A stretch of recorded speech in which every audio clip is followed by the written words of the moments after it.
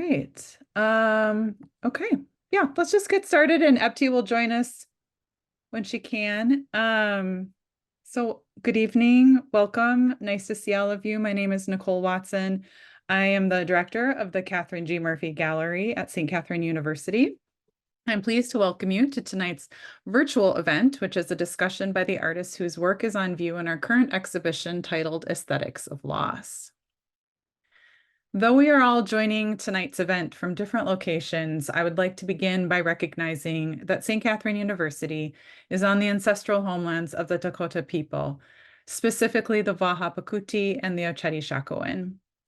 The Dakota people are still here. They continue to live, love, and thrive on this land. We offer our honor and respect to the Dakota people and to this land that we now occupy.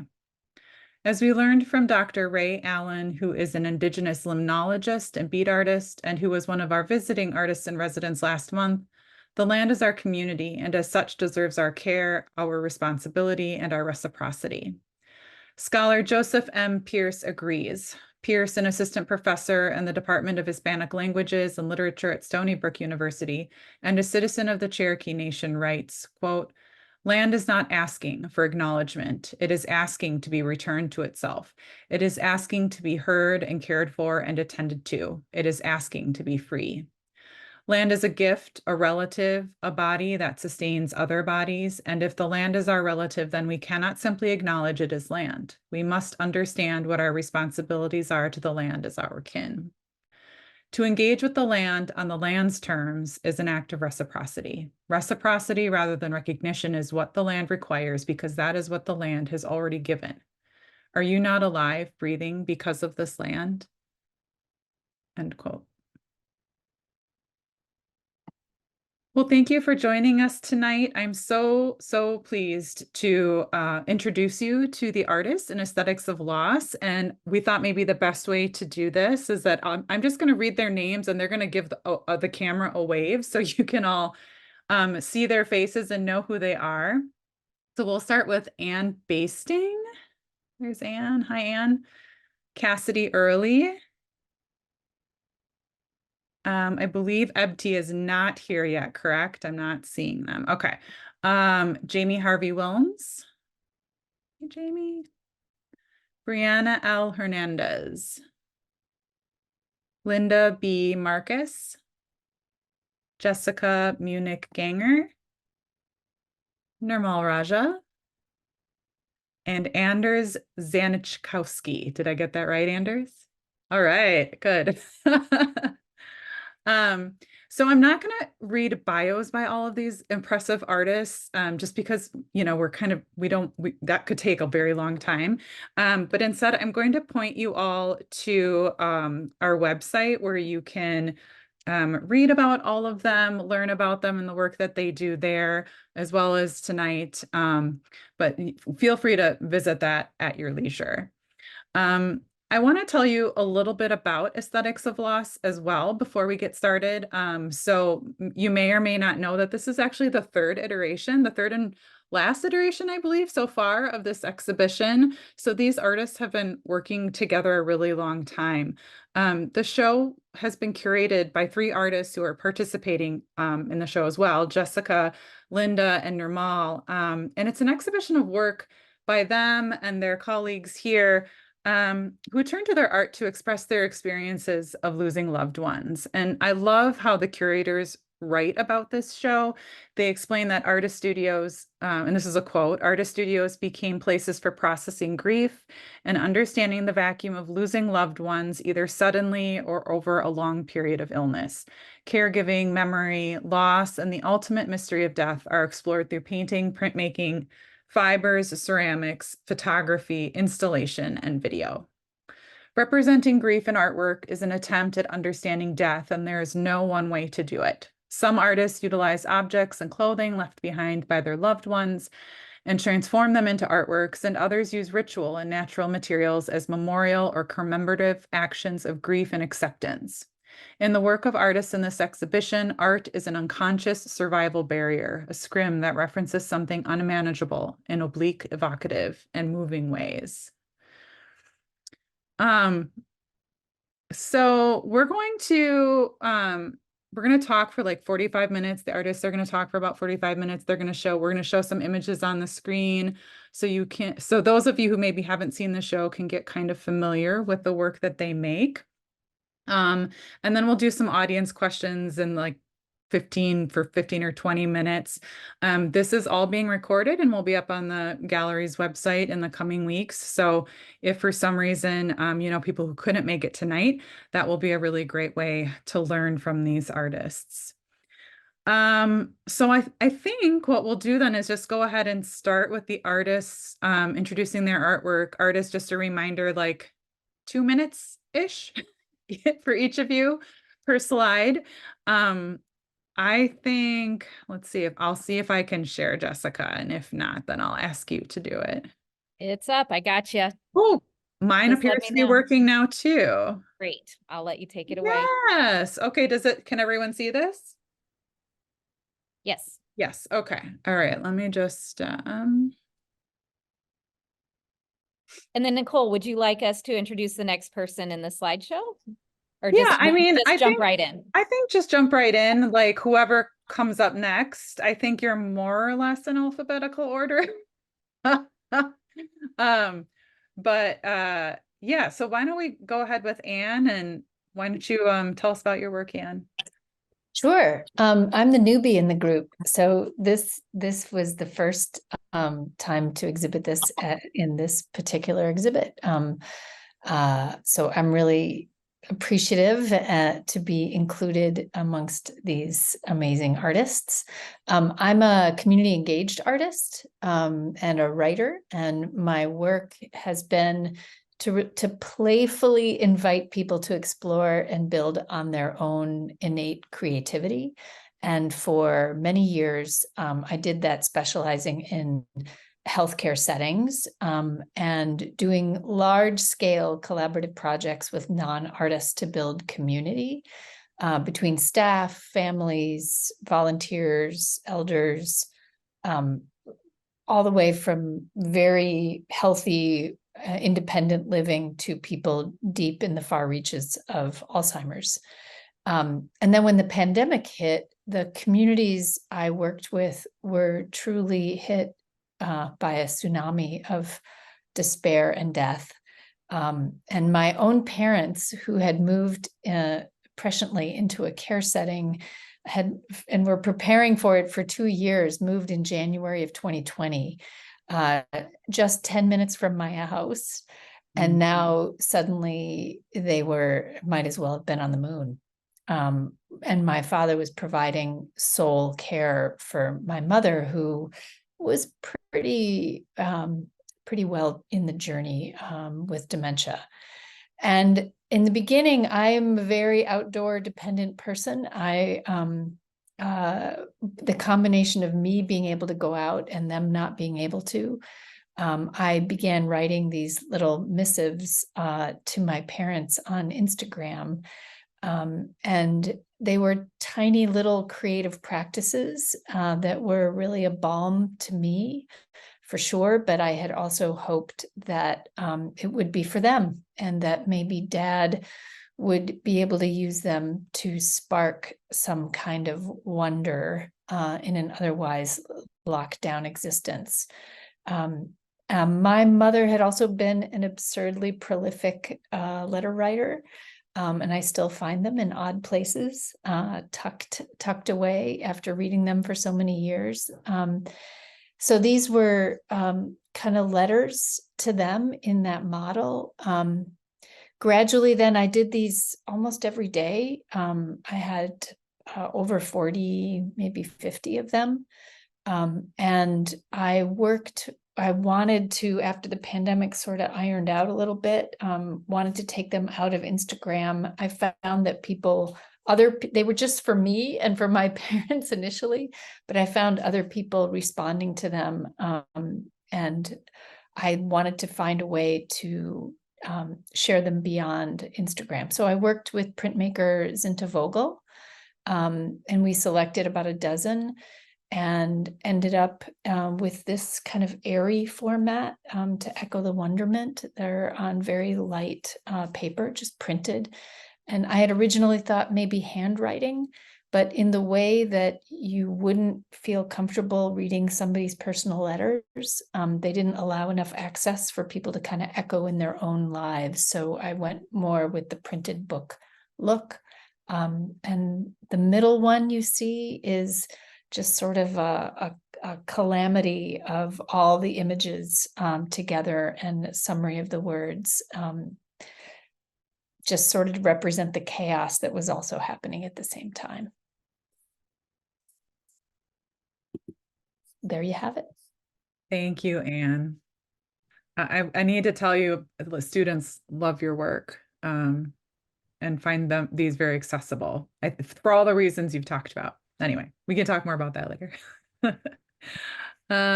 Okay, let's see. Next we have Cassidy. Hello. Yeah, thanks, Anne. That was really great. I haven't been able to get up to St. Paul, but I want to get up there and see that. Yeah, so my work, so I'm primarily a painter. I've been sort of like a mark maker my whole life. I think like the thing that resonated with me the most about painting through school, through growing up, was just this ability to like make a kind of satisfying mark over and over again. And how this work came about. My mom died very suddenly, also during the pandemic. And me and my brother sort of were left to figure out what to do. We went home, we didn't know what was happening. She died. We had to sort of like gather up all of her things. And in her house, she had left all of these written notes on yellow legal pad paper. And they were notes about like when to feed the dogs and like when to feed my grandpa, who also had Alzheimer's that she was taking care of. And it was so funny because like most of the notes were totally illegible, but then some of them were like, grandpa, 1 sandwich, 2 p.m. It's like, okay. Yeah, but then this body of work came from me sort of like distilling the imagery that I resonated with at her house. So like this is on the right, there's the frame of a mirror that I had hung up in her house when I was a kid. And then when I left, it ended up in the basement, cobwebs all over it, but I found it and I was like, okay, I'm taking this with me because I had this like physical reaction to it. And then on the left, I started collecting. We didn't get flowers when my mom died, but like I started sort of collecting the flowers that me and my partner gave each other and keeping them in the studio and letting them die and sort of watching that process.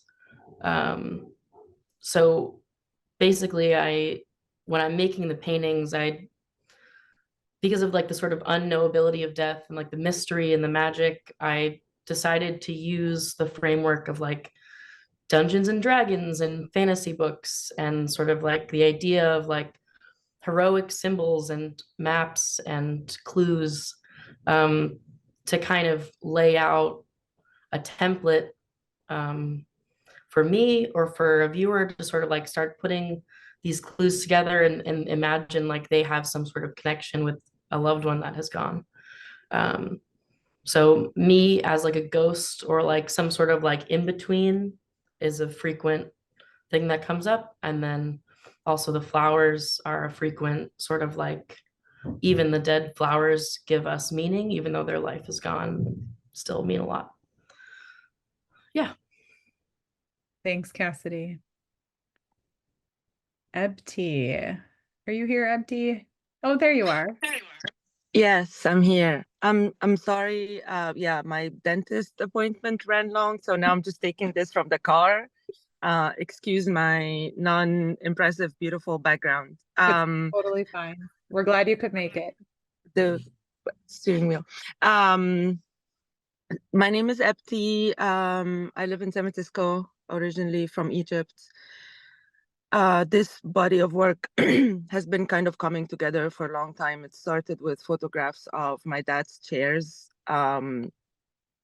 Before he passed away, he he wasn't sick, but he wasn't not sick, and he would just sit down a lot. And because he gained a lot of weight and his knees hurt, and he was he really needed like a certain height of chair to sit down on. So from the many chairs that we had at home, because he had an antique shop, and I grew up in this little apartment in Cairo that's just full of furniture, there were really just a few chairs that he would spend a lot of time in. And after he passed, I photographed these chairs, and this body of work has seen exists in many iterations.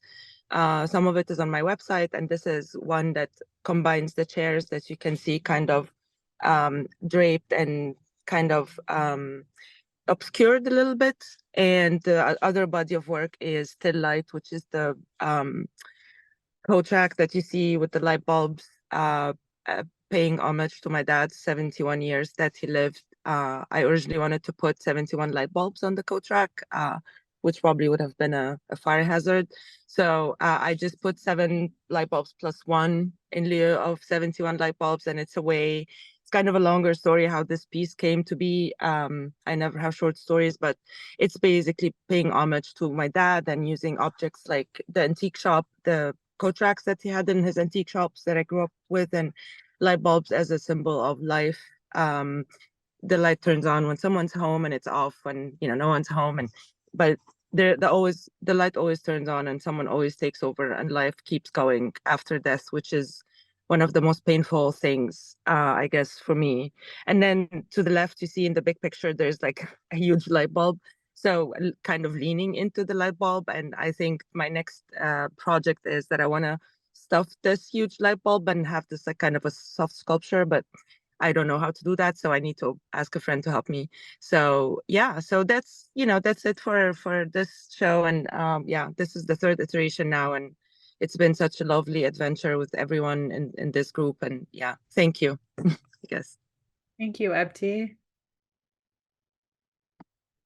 Jessica. Hi, thank you.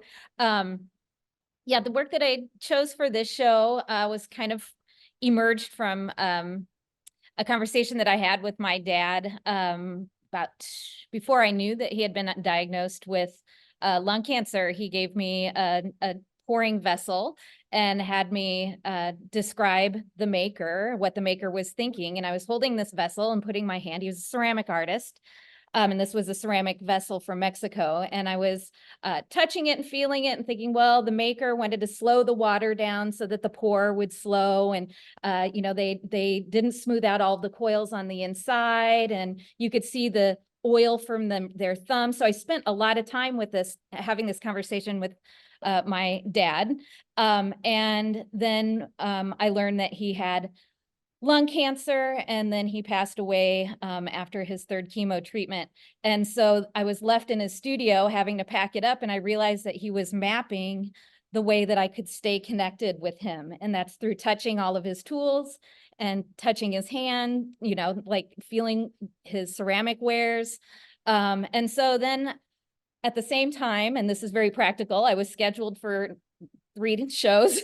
I had to create work, and I'm like, what do I create work about? I just lost my dad. I'm going through the studio. I feel kind of overwhelmed, but at the same time, I wanted to be mindful of what I didn't just want to pack everything up and then just walk away. I was commuting back and forth from Milwaukee, Wisconsin to South Bend, Indiana, while still working full time at UWM and taking care of my mother. So, there was all of this going on. And I thought, well, I don't, when you're in a meeting and you write notes and then you never have to refer to your notes because you wrote them down and they're ingrained in your mind. I thought, well, with all of the chaos going around, if I make everything and remake everything in a studio, even though I'm packing it up, I'll still have it. And even if I don't still have it, I've redrawn it and committed it. I've internalized it. So the process there was both as a means of processing what I was going through, but also to connect with my dad and touch everything. It gave me a chance to absolutely touch everything that I was packing away and recreate it without needing those things anymore. And on the right, there's one of his sketchbooks, which he took paper plates. he would make a hot dog in the microwave and take it out to the studio to work. And, those white paper plates, they stick together. So he wouldn't want to waste the bottom plate. So he would use it for his notebooks and his sketchbooks. And they have drawings and quotes and exhibition titles and glaze recipes. And then another work that's not shown in this was a tribute to my mother, who then passed shortly after my father. And I did an image of her snow globes. But all of these were drawn, they were printed, but they're also drawings and paintings that were made from the walnuts on their property. They both had a beautiful art studio in rural Indiana with walnut trees everywhere. So all of this are just little pieces of that experience. So there you go. That's my story. Thank you. Thanks, Jessica. I didn't know that about the walnuts. That's amazing. Yeah. I love that. Jamie. Yeah. Hi, everyone. I feel like this is a wonderfully cheery, sad group. It's actually like really amazing listening to everybody talk about what they do. And I'm probably no different. So my husband and I had stillborn twin boys 2.5 years ago. And when my sons were born, they were not born alive. And that was pretty shocking. I think for most of your life, I'd heard of miscarriage or stillbirth, but I don't think you truly ever kind of reconcile the fact that like at one time your body literally contains death, and then you're in the process of giving life, you're not. And I think that was incomprehensible for a very long time. Like it was just not something I could put together. And if you go to my website, you'll see some very colorful work. I have degrees in painting and sculpture. And really for a long time, I was making really work with a lot of variety of mark making, very painterly, very colorful. And the first time I returned to my studio after my sons were born, it was also just unfathomable that I enjoyed color at any point in my life. Like I couldn't figure out I couldn't even find the person I had been. And so I just started painting everything white. And then shortly afterwards, I started breaking everything. But for those of you who grew up evangelical or Christian in some way, carrying around a really lovely gilt backpack is just what we do. And so breaking things, I usually feel pretty terrible about. And so what I started to do was actually put them back together really poorly. Mm-hmm. And it became something where I think Ebti talked about how we turn lights off and then we turn lights on, or we mark something as fragile, but then we put it in the mail anyway. I think like those are really, really strange things that we do. And so I really loved this idea. I have quite a few lamps in this body of work that were broken, but if you plugged them in, they'd still turn on. They could be shattered in pieces, but the mechanism still worked. And for those that walk through grief and mourning, I think like sometimes we're all really surprised that we woke up, or like that we fed ourselves that day, or I don't know, even spoke. I think it's like shocking to me that there's survival after loss. And so the lamps really started to do that. The cookie jar pieces, or like the pieces that have a lot of bunnies, are really like sacred to my husband and I as a symbol of our sons. And so, and we had twins and multiples run in my family. So you'll see things that are like really repetitive, kind of following up on that mark making that I really held tight to for a very long time in my studio practice, and it could come back one day. But the work that you'll see in this exhibition is a lot of broken things put back together, or things that didn't belong together in any way, but needed to somehow kind of get stuffed or expressed or tangled, and tear apart some of these strange concepts or dreams, right? I think like one thing about grief and mourning is the loss of whatever dreams or thoughts you thought would come in the future with that person or those people, and they're just gone. And so I needed to do something with those thoughts and feelings and materials as they manifested in this work. Thanks, Jamie. Brianna. Hi, everybody. I'm really grateful to be here with this group and to share a couple of the works from the show. I have on the left here two film stills that are part of a larger video series. So there's also a couple of the videos from that series on view. And it's titled Anticipatory Después because it's dealing with both the anticipatory grief as I was my mother's caregiver in the final year of her life, and also the aftermath and kind of a lot of the places where those things overlap. There are some experiences leading up to the moment of loss that became entangled with the acute loss afterwards. And a lot of this series was trying to untangle that and figure out where up was and what everything meant that had occurred.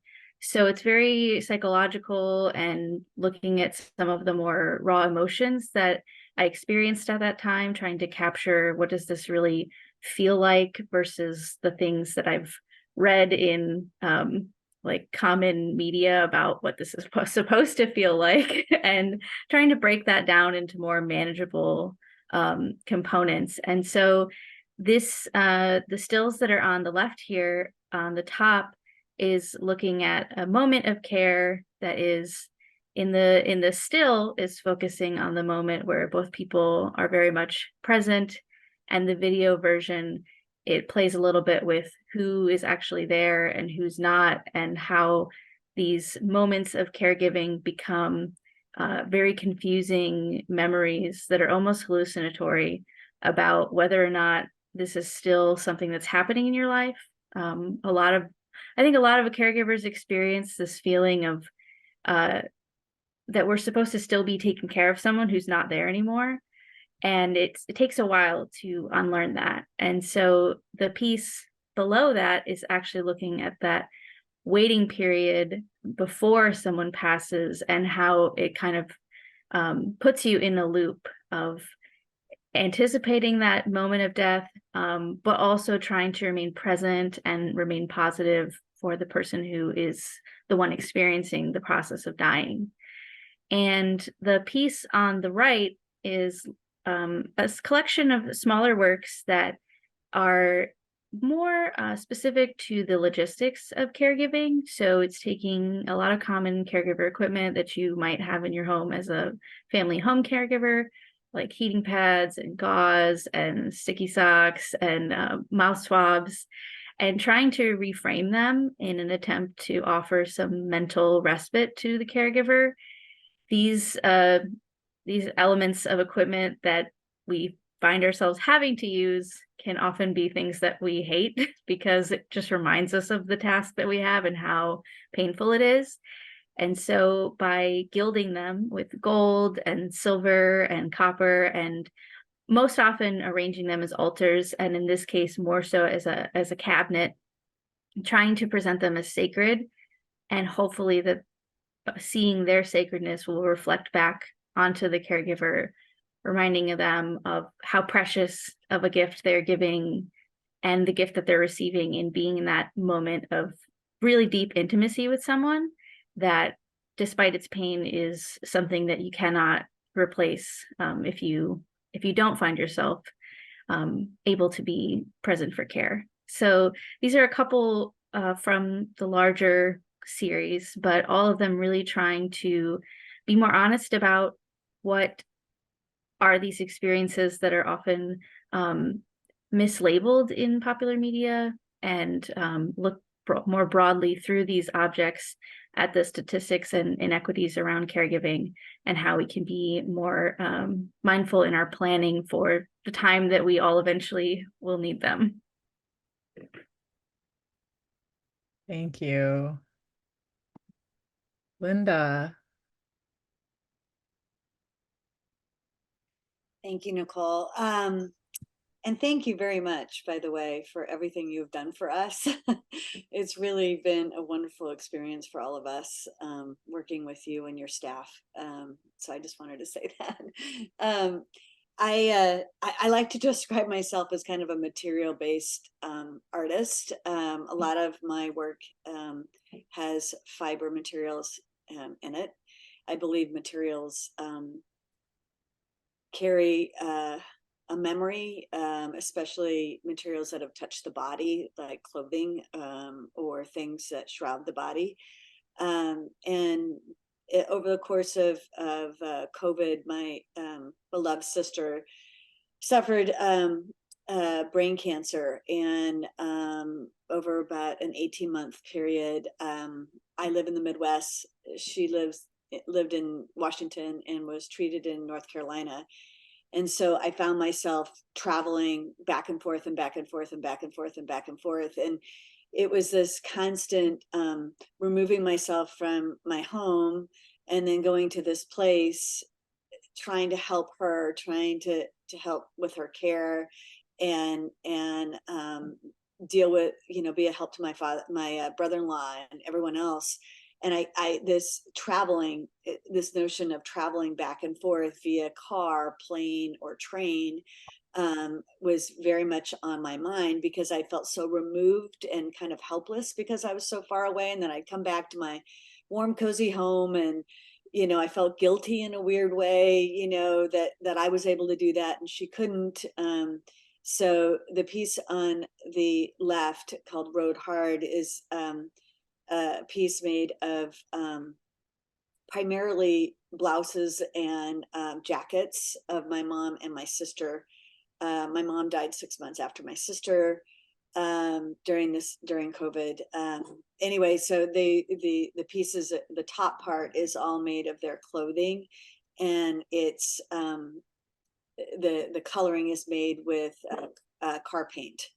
And in this piece, and also the back part of it, there are remnants of their clothing, as well as in a weird sort of way, I kind of felt like this, for lack of a better way of describing it, this performativeness of having to caretake and to be there for someone, and you're supposed to kind of know what you're doing. So the green on the back side of this is some hand dyed velvet drapes that I repurposed.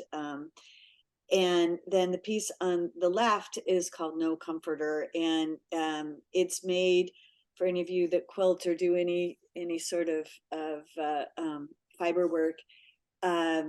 This is done by improvisational quilting, which means you cut off a piece, you sew it on, and you just kind of make it as you go along. And that's kind of how I felt about the caregiving. And this piece is made with fibers from my mom and my sister's clothing, as well as paint skins that are made to slowly fall apart. So this, and then in the middle, there's some hand crocheted yarn pieces. You can actually see through the piece. There are portals both in this piece as well as in Rode Hard, kind of with the idea of the notion of there's this transition that is taking place, and I'm trying to help them stay alive or help them with that transition. And I constantly felt like I wasn't, there was no way to comfort someone. There was no way to make things better. And so I felt, very ill-equipped, I think, to be put into this position of trying to care and love someone. And what I realized is that it didn't even matter what I did. It just mattered that I was there, and that really was the most important thing for them. So anyway, there is. Thanks, Linda. Nirmal. Hello, everyone. It's so great to be here, having this conversation after 3 shows and lots of work together. Thank you so much for hosting this exhibition, Nicole. I am an interdisciplinary artist based in Milwaukee. I think of my practice as a way to understand life, ask questions. So since life is full of change, my work changes as well. So, and this particular work in the show is in response to the loss of my father, who passed away suddenly almost 3 years ago. As soon as I heard, I flew back to India the next day, and I was basically with my mom for 3 months. I come from a very traditional Hindu family, and we had 16 days of mourning with lots of rituals in order to respect my mom's wishes and how my dad would want things done. We kind of went along with all of the rituals. I've never really been so up close to a funeral and rituals and cremation.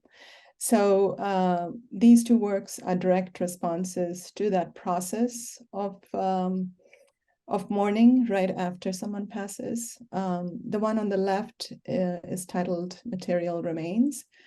I really wanted to express this feeling of this contradictory feeling of knowing that my dad is in me, in his influences and his DNA.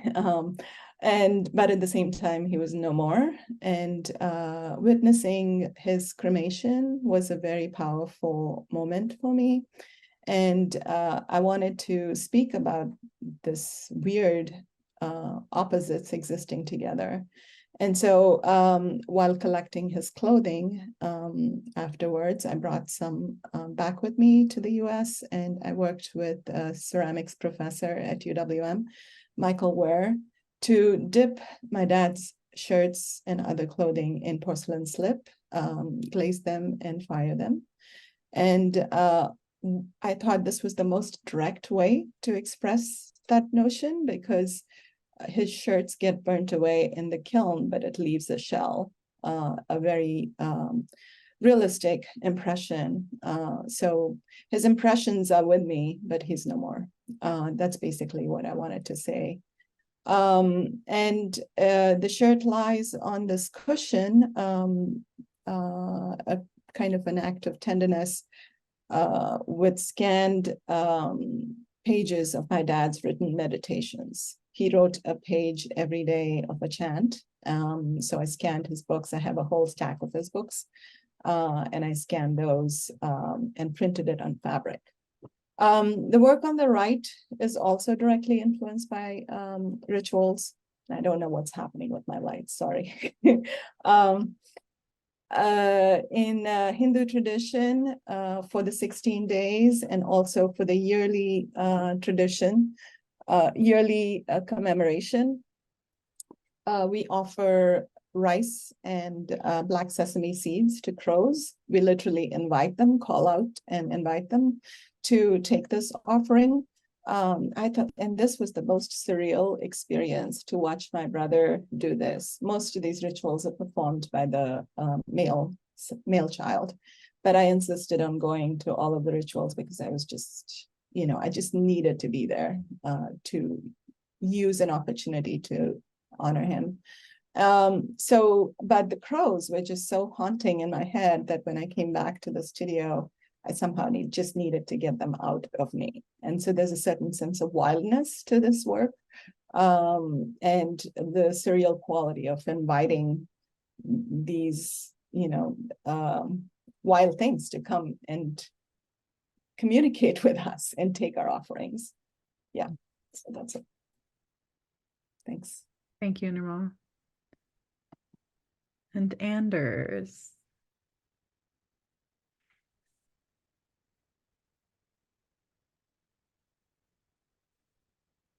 Hello. My name is Anders Zanichkowski. I'm a weaver and a multimedia artist. I work in a lot of different things, but my primary creative practice right now is called burial blankets. I work on large floor looms to weave custom designed, custom commissioned blankets for people who intend to use them ultimately as a burial shroud for a green burial or a natural burial. If people are not familiar with this, it's when no embalming fluid is used when the body is buried, and you're wrapped in only biodegradable natural materials. Mhm. And then laid directly in the earth in the growth zone so that you really truly return to the earth. And so I weave these blankets for people that are ultimately intended for green burial, but in the meantime, they're also very much intended to live an entire life with you. I work very collaboratively with the recipients. Sometimes they come to my studio to weave a portion of their own blanket with their loved ones. And then they use them in a spiritual practice, as a bedspread, as a wall hanging. People have me make extra sections that they can frame and put on their walls. As one person put it, I never want to have small talk again when I have people over. So they just have part of their actual burial shroud framed on the wall. And it's really a way to soften our relationship to mortality. These are blankets designed for people who are already fairly comfortable thinking about their own mortality and want to engage with that in a very material way. It is a memento mori, a reminder of death. It's also a very practical object for life as well as for burial. Some people hang a skull on their wall as a reminder of death. In this case, people might wrap themselves in a luxurious blanket. And so the blanket hanging on the back wall there is one that I made for my friend Merle. And it's inspired by American denim, which is very important to them for like the cowboy gender identity. It's also important to them for their Celtic history with the woad dyeing of the thread. And then they also, for the weft thread, the lighter colored thread you see there on the back of the blue, they worked with a friend of ours who does natural dyeing to create an entire like poetic witch's brew of different plants and minerals from all over the world where they have connections through their heritage to create a natural dye bath, to dye the thread, bring it to my studio, weave the blanket with me. But burial blankets started with the piece that you see on the bench there, which is for my first love, who died of a drug addiction several years ago. And when I learned of his death, I was at a very critical point in my life as an artist. I was in graduate school, and I knew that I wanted to start making things that felt real. And I wasn't quite sure what I meant by that. But I wanted to make work that could be part of someone's actual life. And I was I had a very powerful experience visiting the British Museum of all places, and seeing the burial art in the British Museum that had been robbed from graves in Africa and in Egypt, and being simultaneously very impressed by the spiritual power that was present in those statues, and horrified that I was seeing it because they were never meant to be seen by living eyes, let alone a white guy in London. And so I wanted to make burial art, for my contemporary moment, for my cultural heritage, for my current present day. And I knew that weaving would be the key to that. So I enrolled in a weaving class because I was in grad school. And the first week of that semester, I learned that Griffin had passed. And I started talking to him on my cell phone. Griffin and I met on America Online, in the era of chat rooms and long distance phone bills that your parents would yell at you about. And so fast forward many, many years, instinctively, when I was grieving him, I just picked up my smartphone and I hit record on an audio recording, and I just started talking to him. And I turned those recordings I sort of wove them together, if you will, into a piece addressing him, addressing themes of why do so many queer people and so many artists die young? Why are we so at risk for these sorts of things? Why have I been losing my classmates to early death since I was in middle school and high school? These themes, but also how beautiful our lives can be through art, through becoming poets and artists and all of this. So that then led me to start weaving burial shrouds for living people to use in their death. And I'm just very grateful that Nirmal saw a role for my work in this show about loss. Although I would say burial blankets are just as much about life. Thanks, Anders. I'm going to stop sharing here. But I think your comment actually about Nirmal, this is kind of a nice segue. I'm wondering if the three curators of the show would be willing to say a little bit about kind of the origin story, like how did this show come about? You've all shared really personal and vulnerable stories, so I think we sort of understand some of that, but can you say a little bit more about that time in your lives, Nirmal and Linda and Jessica, and how this came together? I'm going to request that all of the three of us all mic on, so there's a better flow between us, because I know that we tend to seamlessly talk Yes. together. So I'm going to start the sentence and I'm going to have them finish. Yeah. And I just want to take a moment, just because what I'm going to say about Nirmal and Linda, I say this about the entire group and the entire process, even extending out into the hosts, all of the venues where we've shown, and then even working, Nicole, with you and Lise and Todd and everyone that invited us in here. It's about collaboration, connection, and community.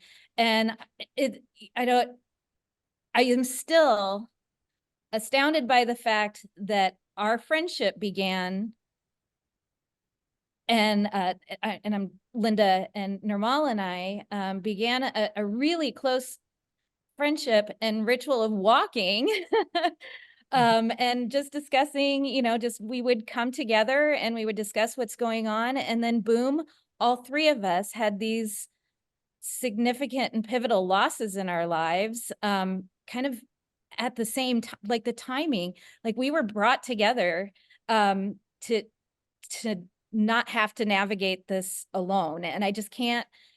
And then, talking about our studio, our art, what we were going through, our losses, our love, our connection, how we needed each other.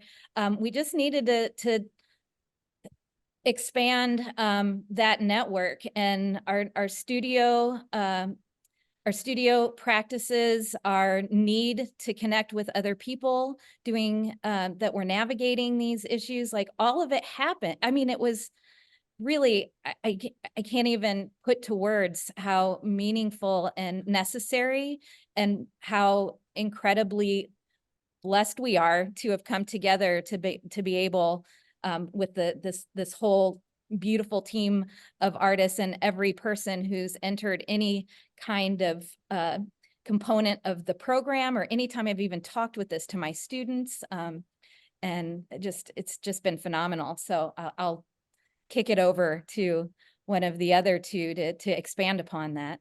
I just want to give Nirmal credit, because honestly, Nirmal, you were the driving force of a lot of this, and really was the one that said, yeah, I think this is something that other people can relate to, and that we can, provide a forum by which people can talk about loss, because our culture doesn't talk about it. It doesn't deal with it well.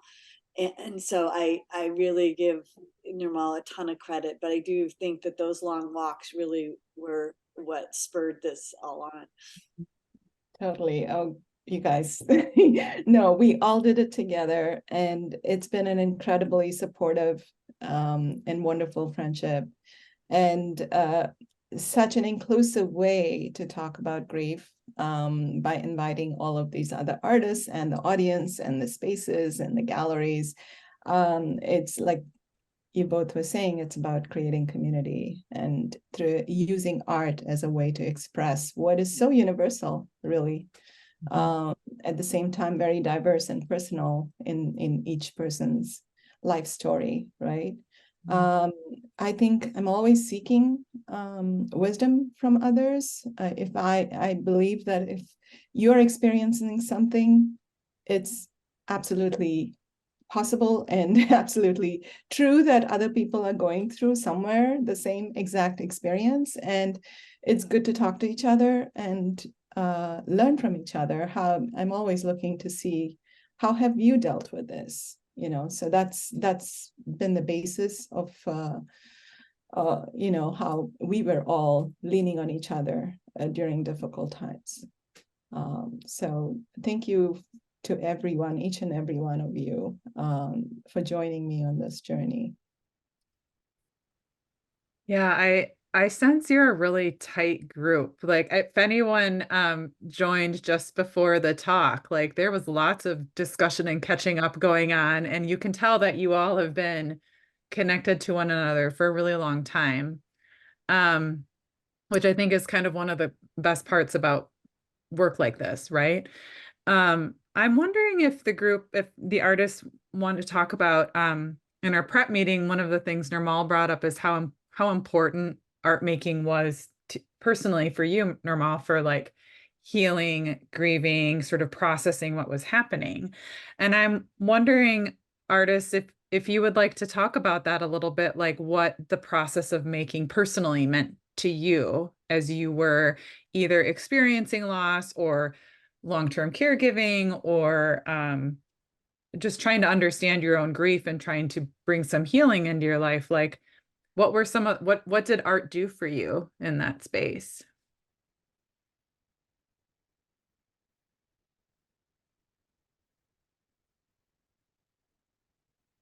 You can feel free to turn off your or turn on your microphones. I think that's a big question, but I'll jump in because I think actually, if I could reframe it just slightly, I Yeah, think that please my do. experience wasn't that art did anything for me right away. It was actually the people uh, around me that were connected to my art practice. So about 4 weeks after my sons were born, I had a solo exhibition. And I had no clue. I mean, my brain wasn't working. I had lost half of the blood in my body. Like it was like what I had no idea what to do. And my studio mates helped pack up my work. They helped curate the work. While I did the first day of installation, they came in the second day and went, no, yes, no, yes, no, yes. And in that fog and kind of disaster zone where like nothing made any sense, it was I don't know if I like the word hope very much, but it felt hopeful. Mhm. And the people and the community surrounding me suddenly went, oh, this is where I can help, right? Because I don't think anybody knows what to do when you lose someone or something is so tragic and wounding and awful. And, in the Midwest, I think you get a really good hot dish and like a slap on the back, and in 2 weeks, you're back at work and it should be normal. But what art and the artists who make it did for me was go, wait a minute, this is not normal and this doesn't feel good, and gave space and support inside of doing that. And then the artwork started to show up. And then it started to be processing grief and mourning, and became like cathartic, or any of those things that sometimes feel a little pithy to talk about, to be like, art makes me feel better, but sometimes it does. It also gives you something focused to like it's a honed tool. It's a muscle memory that I knew what to do with when I walked in. And when everything else felt really awful and strange and like a whole new world, I knew this muscle. And so it did do that for me. After a time, it did that for me. And I couldn't remember how to cook, but I knew how to paint a picture. And so I knew how to break things and put them back together. Couldn't brush my hair, but I could do those things. And so it was like a really strange thing I could flex. And then the people. Mm-hmm. Yeah, I'll jump on that for a second. I think I think that I thought that right after my mom died that I was grieving, but actually like we were just in crisis mode. Like we had to take care of her house. We had to figure out how to sell her house. We had to figure out how to clean everything up. We had to figure out how to take care of my grandpa, do all these things. And me and my brother were there for about a month. So it was just go, go, go, go. I mean, like we would all, like me and my brother's girlfriend and my partner would like take breaks to like cry because you just kind of like we were throwing so much shit out and going through stuff, and you just have to kind of walk away and just kind of like sob. Taking like low dose weed pills to be like, well, this will kind of numb it, but you won't feel anything. And I think like I thought that I was grieving then because it was really painful. But in reality, the grieving doesn't happen until you're out of that crisis zone. And I remember when I went home, when I went back to Chicago in November, my mom died in September. When I went back to Chicago in November, I remember just when you have that quiet time to sort of like let the muscles in your body relax and whatever, and get back to the studio, even if I just sat there, it felt like that was the grieving, you know, like that was the time that I got. And over the past 3 years, and I mean, it's absolutely crazy that I'm still, sometimes I'm like, wow, it's crazy. I'm still making work about this. And I'm like, no, that actually really makes sense because that was really intense. And like, this is the person that raised you. Yeah, yeah. But I appreciate what you said there, Jamie. I agree. Yeah, Cassidy, I think I can relate to that because I think I've never gone through this sort of experience, and to lose two people within a 6-month period that were super important to me and very much very, very, very close to me. You know, I had people say to me, well, you'll be fine, and you know, you'll get over it. And what I've learned is that you don't really ever get over it. You just learn to live with it.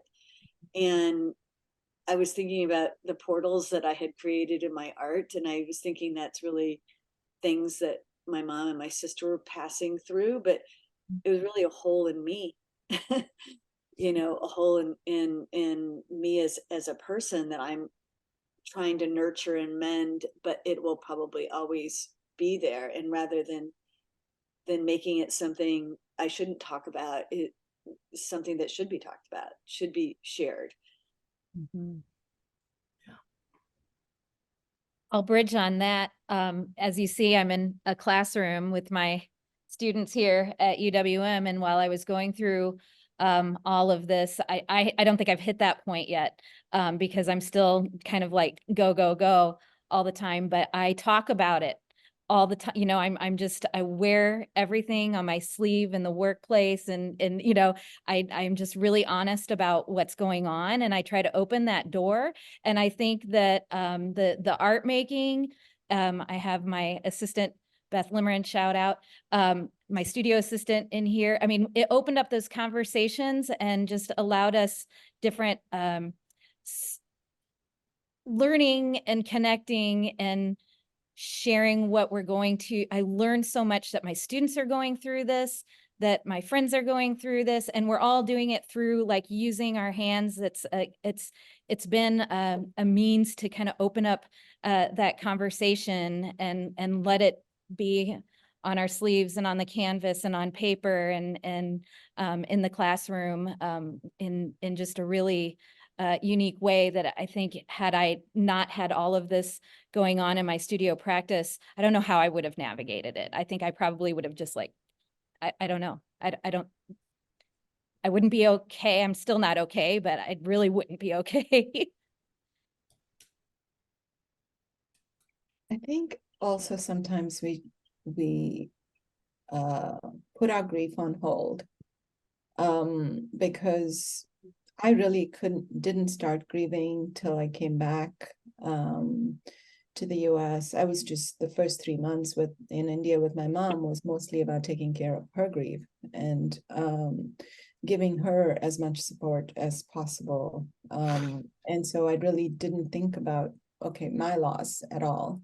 And it wasn't until I came back into the studio that I couldn't make work about anything else but this. But also, I think there is something going through, and then I know this will lead into the other question, but I was surprised at, even while going through those rituals of mourning, I was able to see beauty it just was startling that I was able to see beauty in such a sad time. And to come back and create something on a subject that was in some ways an ending, but also not. So something came out of nothing. There's a certain element of alchemy in art making. And I think that is magical to be part of and to witness in all of the artists that I see.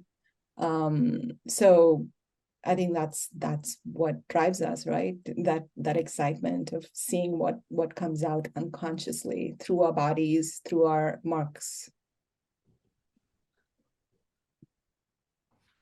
Yeah, if I can add a little bit of an answer. I mean, I echo everything that everyone has said. I didn't start making this work for Griffin thinking I was making art. I was just talking to my,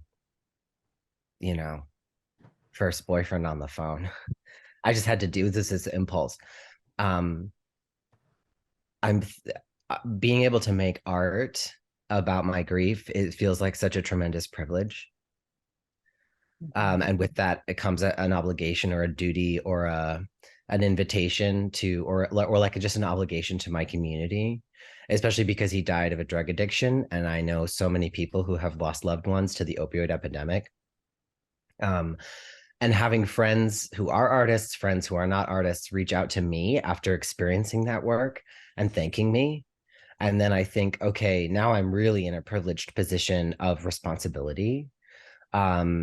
To be able to have these skills, these resources, this time to be able to process my grief in this way, and not just for me, but in such a way that my community can also grieve and can also come here and cry and connect to this work. And people have connected to all of the work in this show. My friends who've come to it have told me like, oh, this piece by this person, this piece by, like, we're doing like, we're caring, this is like caring work as this show.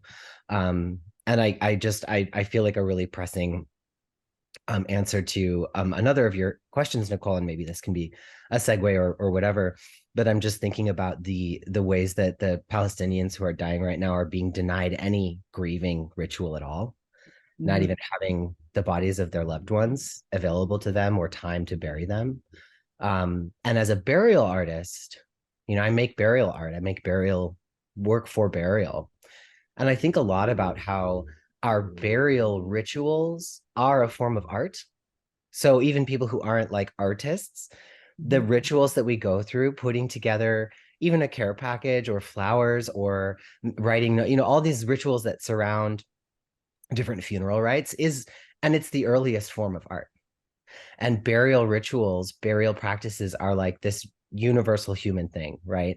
And it's one of the only things that we do as human beings that we don't see animals doing in the animal kingdom. They grieve, but they don't venerate their dead. And we do it universally. There's no society, there's no human culture, human civilization on earth that does not venerate their dead in some way. And we do it in many different ways. But one thing that's universally true is that whatever our practices are, if someone violates that, it is seen as like the most tremendous moral injury.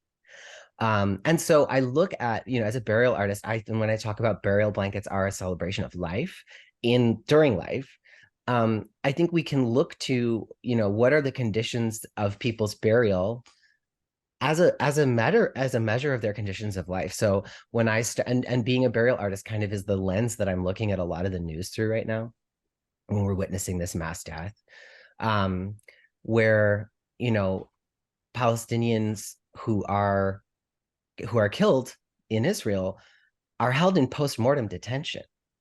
Like Israel, there's a piece in The Nation right now where Israel holds their bodies from being returned to their loved ones.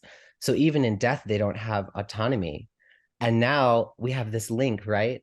Where in the hostage exchange, thank God, in the hostage exchange that happened, Ben-Gvir was prohibiting anybody from celebrating their children being returned to them from Israeli jails. So they're not allowed to bury their dead, and they're not allowed to welcome and celebrate the living being returned to them. So the conditions of burial, when they are denied, will often tell you that the conditions for the living are pretty abysmal. And so I think that, this is just what's very impressing on my mind right now, and feels very important to lift up, that it is such a privilege to be able to grieve the way that we need to. But but the reason it feels like a privilege, it's also like just the most basic human right and human dignity. And so I think sometimes, especially as an American, as a white person, you know, there are privileges I have that I don't want, but then there's privileges I have that I think everybody should have, and that is one of them. So just wanted to lift that up. Yeah, thank you. I mean, I think both you and Nirmal were referencing kind of two questions that I was thinking about with all of you, which was, you know, why is ritual? And then they seem connected to me. Like, why is ritual so important when we experience loss? And then, you know, we are living in a time in a world where we are bombarded with news of violence and death, and really horrible things kind of daily right now. And so like, what are the lessons of this show and sort of giving us tools to think about some of these things? And I don't know if anyone wants to respond to that, but like this idea of ritual, um, and sort of figuring out how to move day to day, right? Like we all, I think, have our own personal losses and personal griefs, but collectively there's, and I think, you know, one of the reasons that I was super interested in your show. You know, it was proposed to me as we were emerging from the pandemic lockdown. And at the time, I was feeling like, as a society, we haven't kind of dealt with our grief. We have experienced a huge amount of loss, and we haven't really dealt with it or ourselves or the people around us. Like we weren't sort of processing it. And so what I liked about your show is I felt like it gave me I like your word portal, and give us a portal for thinking about some of these things and really normalize talking about it openly. So I don't know, does anyone want to respond to that about ritual or even about this show as like a pathway or a way to think about kind of the global loss that's happening right now, the global grief we're experiencing? Yeah, I think I thank you, Anders, for bringing that up. Obviously, it's we would be amiss not to talk about that, since we're in a show about death. And I want to like answer your question and then also refer to something else that was said about art. And I personally survived my dad's death because of art, and I had just started grad school 3 weeks into starting grad school. He just died in Egypt, and I couldn't go because my family is Muslim, and Muslims bury right away. They hate waiting. So when my ex told me my dad was already buried, which felt somehow more offensive than the fact that he died. Anyway, so art for me, making was a way of surviving his death, not consciously, because I actually never had a studio practice before grad school. I was a self-taught photographer, and I never had a studio space, and I actually didn't know what to do with a studio space. And so that's kind of I created a ritual. I actually made an altar in my studio, although I don't really believe in anything. And I was like, okay, what do people do? And then I was kind of trying to look at, did like little altar with like his picture and Turkish coffee. And so I think ritual is a way to survive. And also the question of like how art helps you survive. I think also art helps people survive. I think that lifting up, showing the art like of Palestine at this moment. Like there is this initiative called Tatreez for Palestine, which people just embroider the names of the dead, the deceased, and just have it as an embroidery piece, like cross stitch. Since embroidery is a big piece of like Palestinian making tradition, art can be a way to humanize. We make art because we're humans, and we're humans because we make art. And I think that in a moment like the moment of death where we need ritual, we can do the ritual and also use the ritual, i.e. in this case, maybe making or art to show a side of people that are currently only shown as terrorists and not as humans. So I know I kind of smushed everything together, but to me, this is all related. Like this is how we survive, using our hands the way to survive in the care shower that we had in St. Paul, just using, like drawing and glue and like sorting pills. And yeah, so that's kind of my thing. Yeah, I totally agree. And I think something else I've been thinking about is how when you see millions of people losing the ability to grieve or being taken from them, not losing it, how do you act? And like, we're all feeling a form of a sort of collective grief, obviously not obviously not always as close as other people, whatever, but and I decided that, something that I've been doing and that many people have been doing is just using the privilege of this kind of outsider grief to act in ways that people that are not being allowed grieving cannot, which is like cheesy to, plug calling your representative, but it's just one of those things where it's like, this is what I can do. When you're going through it and you're like, everything is gone, I can't do anything. And then your friend comes over and says, hey, you know what? Actually, I just got this lunch for you. And it's like, oh shit, food? Yeah, wait, I guess that's a thing I'm supposed to be doing. Yeah, and I think that it has been, if anything, in the last 50 days, having a show up about grief, even for the last month, is, I mean, it's crucial because it's really important for everybody, because I feel like a lot of Americans specifically try to push every single aspect of grief out of their life. They don't want to talk about it. They don't want to hear about it. They want to say, oh yeah, thanks. You're good now. You're good. But we're not good, and no one's good right now. And it's really crucial to name that and to do whatever you can to try and provide this, like, what should be a right to other people. Just wanted to jump in there and address, I know Epti mentioned the care shower, and that for not everybody could be there. So I thought I would just explain a little bit that it's a performative component of the exhibit where Jessica and I were trying to create a cultural ritual that opens the space and acknowledges the space of caregiving and anticipatory grief, and in the process learning sort of the tools of and using the tools of sort of systems analysis to look to read cultural systems to see where they don't open space for certain emotions, and how where those spaces are open and then where they're restricted and to whom. And in that simple example of the care shower, of trying to create a ritual that acknowledges caregiving as a powerful, Brianna, I think of the way that you described it was so beautiful, of the privilege of connecting to the body of a person that you love. And I know some people here that the inability to be there and to be there for the burial, or to be there as the person is experiencing passage and transition, is really painful. But we also don't speak about the power of attending to the body, or that gets hidden as well. And so we looked at the rituals that do exist around baby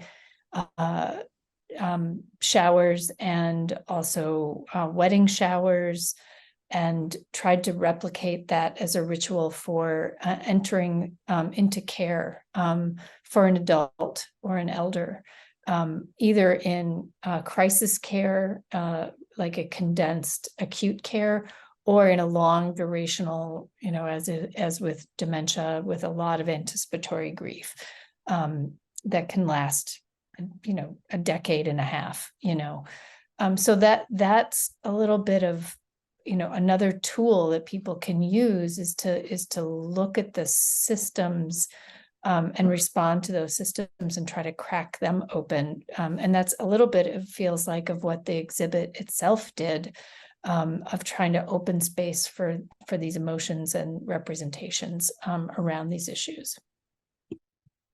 And I think to kind of tie in building on what Anne just said, and it tie a lot of this together. I was having a conversation with my student Teddy, who's here in the room, who just lost his dad, and we were talking about the question about the global, and just I think all of these are we're navigating this in a very personal way, and we can love the world.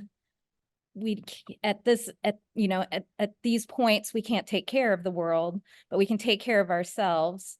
And so, but bringing all of these together, and we have the evidence of taking care of ourselves and navigating our personal experiences and our personal in our studio practice. We opened this space. This exhibition debuted at the Ukrainian Institute in Chicago. And the community came into the space and was like, we needed this space. We needed this space to be with people who were working through this individually so that we can collectively come in. And it was that great example of you take care of yourself so that you can take care of the larger group to the larger group to the larger group. So I just think that seeing this all and having this conversation as a culmination of all of these different aspects,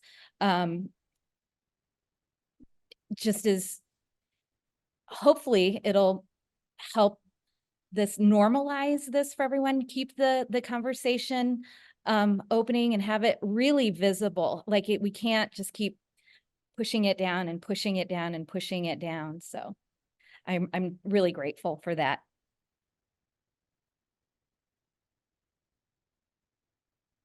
I know we have about 10 minutes left, and I'm wondering if any of our audience members have any questions. You can feel free to turn on your camera and your microphone and ask your question, or you can put it into the chat and I would be happy to read it for you. Does anyone have any questions for our artists? Yes. Is it Anita? Yeah, hi. Well, first of all, I took notes on everything. I wrote what everybody said. And I thought I'd share briefly something first. I'm a documentary drawer. Means that I draw my way through things. So for instance, I drew my way through the caregiving of my parents and many of the really moving emotional things you talk about, like the grief before the grief. Drawing helped me face difficult things. My motto, nothing is so scary you can't draw it, helped me move from crisis to crisis and then through death.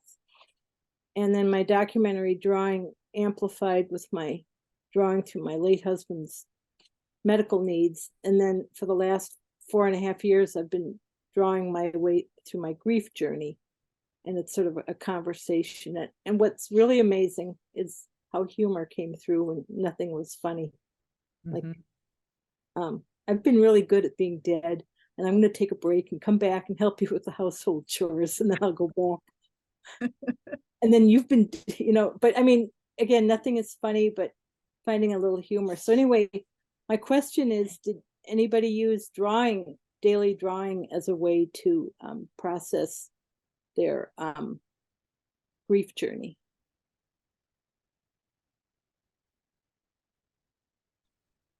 I did, absolutely. Yeah. The works that I have in the show are prints of drawings that I did the entire time, both when I was in the chemo boat, when my dad was having his chemo, we would both draw in our sketchbooks, to packing up his studio and making sure I documented absolutely every tool and every ceramic piece through my drawings, to spending time with my mom when I was caregiving for her. So yeah, absolutely. Yeah.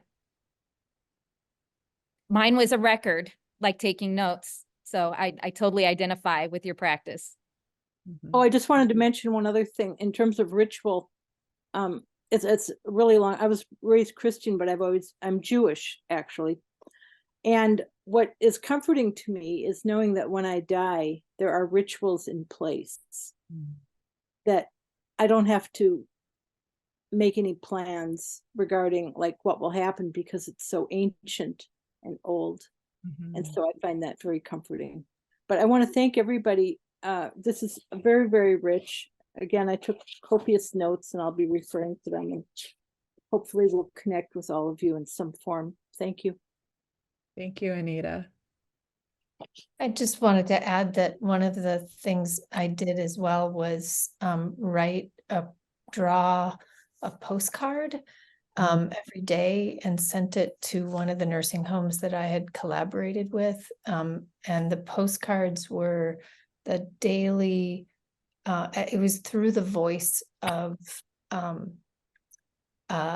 Dorothy, postcards from Dot on her journey through, it was just revealed the first one is just in Kansas. It's a lot of humor. And it was just like notes from Dot to her friends, pen pals at this nursing home. And it was for me really every day to send something to these people who were experiencing this horrible thing. And then sending them they would get them as a series, trying to reach out and offer a gift of humor and drawing in some way, to make the experience, to give connection and humor as a gift. I just want to pick up on that and say how magical it was to witness the care shower in Madison. And I think Jessica and Anne, it's just such a brilliant idea, and I hope it really takes off.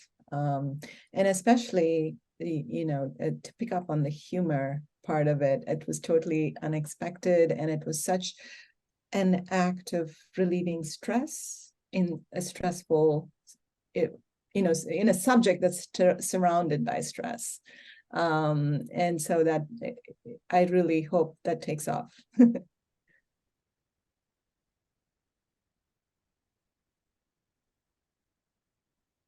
Are there any other questions for our artists?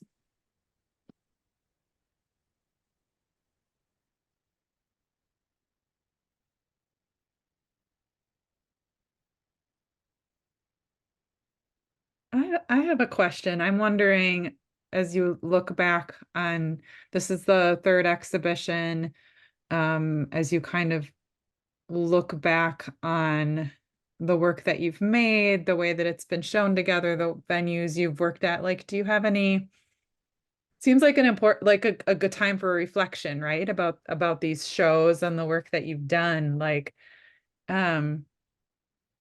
did you learn something new? Did you along the way that you'd be willing to share? I think for me, it was really fascinating to see how different people dealt with grief differently.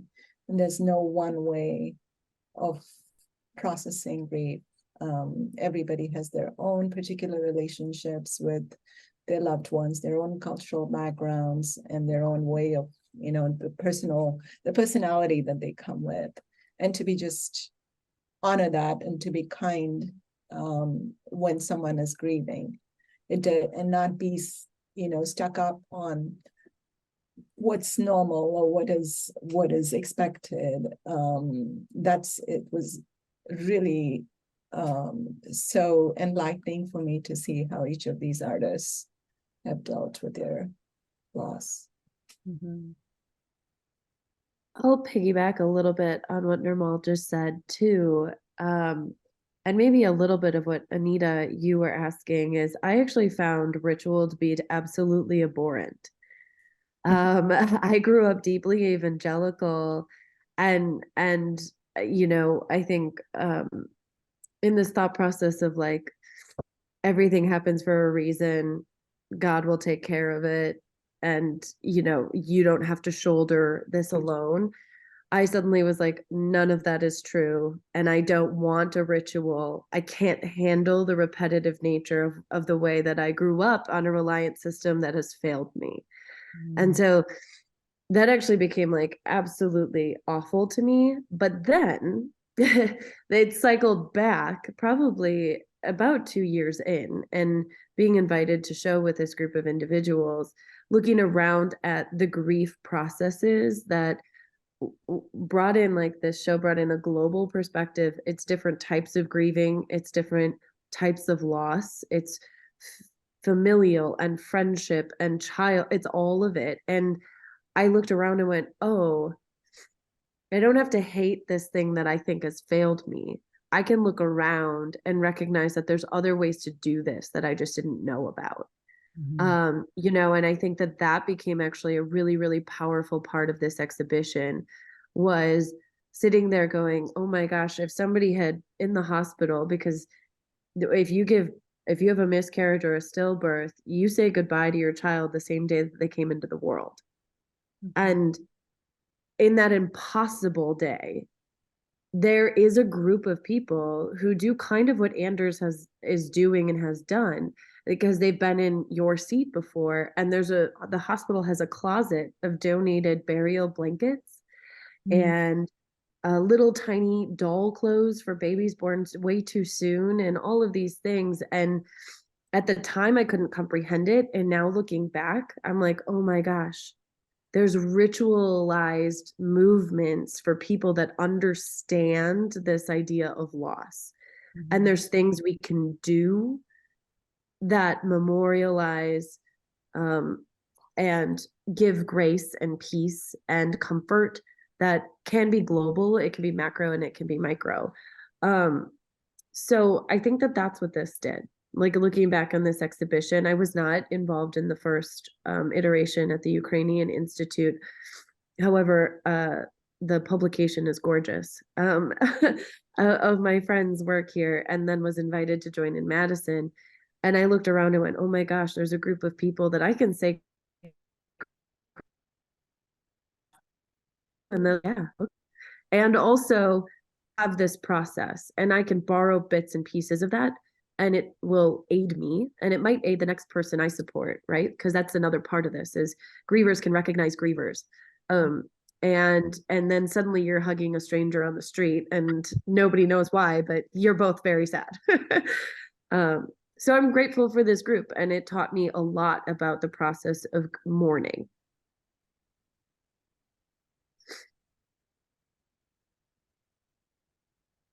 I can share that the performances that I did in Chicago and then in Madison, being able to exhibit this work with this particular group of people completely changed the way that I present that work. So I'm very, very grateful for this opportunity.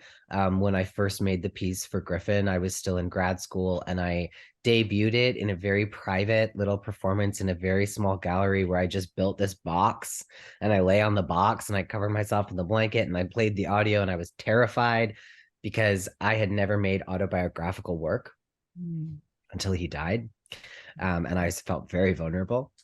And when I reconceived it for the Ukrainian Institute, I thought, okay, I'll build another box, I'll lay in the cloth. And there was something 4 years later, because this show is a chance to revisit, and we revisit our losses, we revisit the anniversaries, we revisit the work we've made. And as artists, we're practiced in that, like the revisiting. And so I got to revisit the work and in a new place in my grief. And there was something itchy to me about the way I was presenting it at the Ukrainian Institute. I thought it worked great as a sculpture, but in the performance, I was like, this feels wrong. I don't know what's up. I don't know what's going on.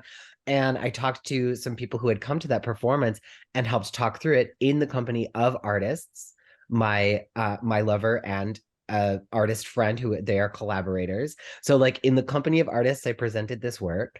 In the company of artists, I problem solved what was bothering me about the performance. And then in the next iteration in Madison, I sat on that bench and I draped myself in the cloth, but I was available and people could come sit with me. And that was the lesson of doing this work with you all, was like, you got to bring people in.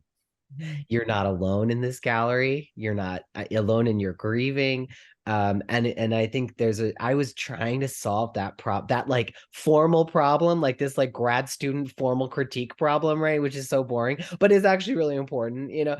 And I was able to solve it because I was part of a group. So in that way, this show really changed my work, and it changed the way that I present as a performer. Mhm. I just wanted to jump in and say that I want to honor what Anders just said about marking time, and also to honor each one of you, because our culture does tend to push away grief and death. And the aspect of marking time, marking and honoring the people we've lost is so profound, and that art is the vehicle and the tool for navigating what's often incomprehensible. For me, I've found coming up to 5 years, like at first it was every month, and now it's more every year. But then there's also marking all the routines that I've lost, and marking the rituals everybody goes through of dealing with clothes and stuff, but drawing it all and documenting my feelings. And then, of course, always the conversation with my husband. I did make it kind of funny. He was very tall, and in his real life, he'd be out scything with a loincloth and a little schmata. So in the heavenly realm, he's got a heavenly loincloth, and it has different patterns. Again, I used humor to help me, because nothing was funny. But humor was like kind of pushy, like you gotta like, and it was very healing. I just thought I'd end with that. Thank you, Anita. That's actually, I see lots of smiles. That seems like such a nice way to conclude our event this evening. Aesthetics of Loss is on view through December 10th. So please come and see the work in person. It's a really, really beautiful and moving show. And because it's the last one, I hope everyone gets a chance to see it. Artists, thank you so much for sharing so much of yourselves and your work, and for being here tonight. It's really so nice to talk to you kind of in real life, right? I hope all of you have a really good rest of your week. Take care of yourselves and each other. And we hope to see you again soon. Have a good night. Thank you. Bye. Thank you all. Thank you.